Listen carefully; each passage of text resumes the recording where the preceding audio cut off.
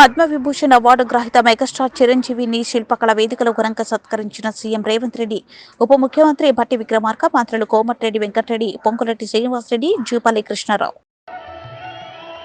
Telugu cinema కోసం ఒక క్రమశిక్షణతో, పట్టుదలతో, సహనంతో, వినయంతో చేస్తున్న కృషి ఆంగికానికి అందం, వాచికానికి వైభవం, ఆహార్యానికి హుందాతనం,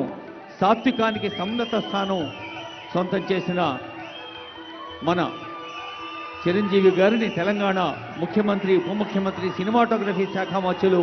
సాంస్కృతిక శాఖ మంత్రులు, సమాచార పౌర సంబంధాల శాఖ మంత్రులు సిఎస్ గారు హృదయపూర్వకంగా అభినందించారు. వారికి స్వాగతం పలుకుతూ ఇప్పుడు పద్మ విభూషణులు ఇరువురికి ఒక్కసారి గట్టిగా చప్పట్లు కొట్టి మనం